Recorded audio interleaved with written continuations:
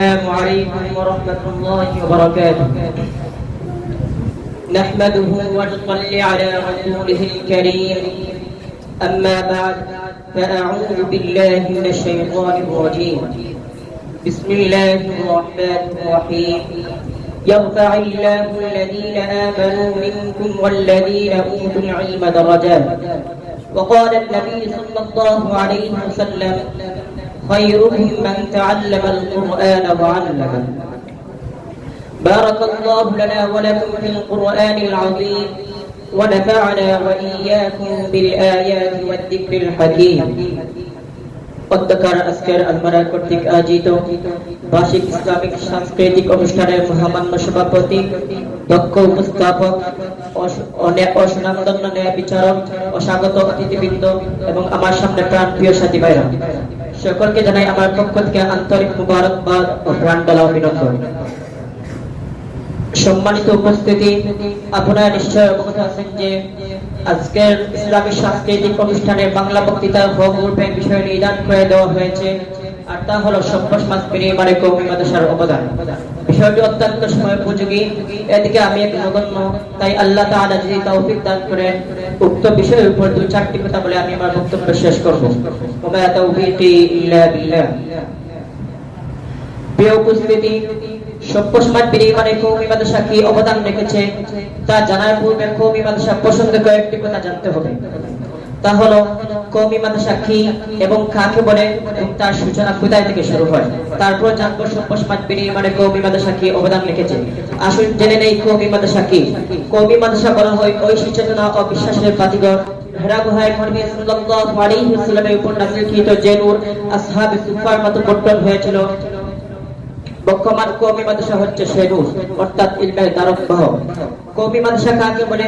কওমি মাদ্রাসা বলা হয় যেখানে আল্লাহর কালাম এবং মহানবী সাল্লাল্লাহু আলাইহি ওয়াসাল্লামের বাণী শিক্ষা দেওয়া হয় এবং জনগণের টাকায় যে মাদ্রাসা পরিচালিত তাকে কওমি মাদ্রাসা বলে। কওমি মাদ্রাসার সূচনা হয় প্রথমে দারুল আরকাম থেকে, অতঃপর আসহাবুস সুফফা থেকে ব্যাপকভাবে সূচনা লাভ করে। অতঃপর 1857 খ্রিস্টাব্দে ব্রিটিশ আন্দোলনের কারণে কওমি মাদ্রাসার নাম মুছে যায়। অতঃপর 15ই মুহররম 1283 হিজরিতে পুনরায় জেগে ওঠে দেওবন্দ নামক এলাকায় ঐতিহাসিক দারুল দেওবন্দ, যার শাখা আজ বিশ্বে আনাচে কানাচে বিস্তার লাভ করছে। সম্মানিত হাজিরিন ইকরাম, সভ্য সমাজ বিনির্মাণে কওমি মাদ্রাসা কি অবদান রেখেছে? কওমি মাদ্রাসা আদর্শ সমাজ ও রাষ্ট্র গঠনের এক অদৃশ্য শক্তি, যা অস্বীকার করার উপায় নেই।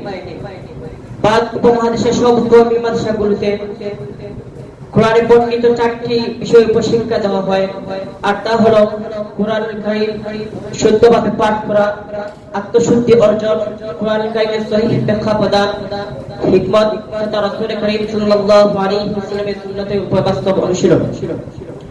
এই 4 মূলনীতি বাস্তবায়ন করার ক্ষেত্রে যেসব বিষয় প্রয়োজন হয় সেই সব বিষয় শিক্ষা দেওয়া হয়।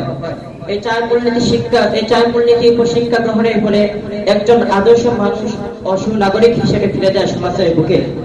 আর তাদের আদর্শ নেতৃত্বের মাধ্যমে আজ সমাজ থেকে দূর হওয়া সমস্ত কুসংস্কার, শুধু তাই নয়, তাদের আদর্শ নেতৃত্বের মাধ্যমে আজ সমাজের দিশা জাতিকে দেখিয়ে দেওয়া আলোর পথ, শুধু তাই নয়, তাদের আদর্শ নেতৃত্বের মাধ্যমে আজ বিশ্বে আনাচে কানাচে গড়ে উঠছে সভ্য সমাজ, শুধু তাই নয়, তাদের আদর্শ নেতৃত্বের মাধ্যমে আজ বিশ্বে আনাচে কানাচে জেগে উঠে আল্লাহু আকবারের বজ্রধ্বনি, শুধু তাই নয়, তাদের আদর্শ নেতৃত্বের মাধ্যমে আজ সমাজ বাস্তবায়িত হয় আল কুরআন, শুধু তাই নয়, তাদের আদর্শ নেতৃত্বের মাধ্যমে আজ সমাজে অনুসরণ করা হয় মহানবী সাল্লাল্লাহু আলাইহি ওয়াসাল্লামের সুন্নাত। আজ সমাজে জেগে উঠবে আল্লাহু আকবারের বজ্রধ্বনি, বাস্তবায়িত হবে আল কুরআন, অনুসরণ করা হবে মহানবী সাল্লাল্লাহু আলাইহি ওয়াসাল্লামের সুন্নাত। সে সমাজের মতো আর কোনটি সভ্য সমাজ হতে পারে? মুহতারাম হাজিরিন ইকরাম, মাছ যেমনি ভাবে জল ছাড়া অচল দিশাহারা হয়ে পড়ে, ঠিক তেমনি কওমি মাদ্রাসা ব্যতীত জাতি দিশাহারা এবং পথহারা হয়ে যায়। তাই তো বলা হয় কওমি মাদ্রাসা সমাজের জন্য হলো আলো, সাম্য ও সৌন্দর্যের পতাকাবাহী। প্রিয় উপস্থিতি, কওমি সূর্য সন্তানরা সময়কে সময় চলে যায়, মগ্ন থাকেন এই কথায় সভ্য সমাজ প্রতিষ্ঠিত কিভাবে করা যায়। আর তারা যেখানে অসভ্য সমাজ থেকে তার মোকাবেলায় রুখে দেন, প্রয়োজনে যদি জীবন দিতে হয় তা তাদের জীবনকে বিলীন করে প্রতিষ্ঠিত করেন সভ্য সমাজ। তার একটি বাস্তব উদাহরণ, গত কয়েক বছর পূর্বে কিছু নাস্তিক মুরতাদরা চেয়েছিল ভাস্কর্য নির্মাণ করে অসভ্য সমাজ করতে, তার মোকাবেলায় রুখে দাঁড়ায় কওমি সূর্য সন্তানরা এবং তাদের জীবনকে বিলীন করে প্রতিষ্ঠিত করেন সভ্য সমাজ।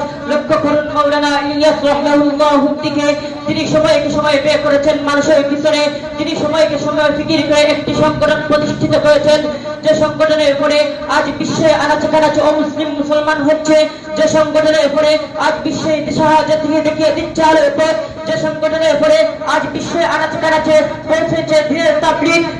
আর এভাবেই তারা তাদের জীবনকে বিলীন করে প্রতিষ্ঠিত করেছেন সভ্য সমাজ। প্রিয় সংগ্রামী বন্ধুগণ, দুঃখজনক সেই কথা, আজ কিছু অশিক্ষিত মূর্খ পণ্ডিতরা বলেন যে পাশ্চাত্য শিক্ষা একমাত্র দেশ ও জাতির জন্য পাতে, আর ইসলাম শিক্ষার মাধ্যমে সমাজে বেকারত্ব বাড়ছে, শুধু তাই নয় দেশের উন্নতির জন্য বাধা হচ্ছে। নাউযুবিল্লাহ মিন যালিক।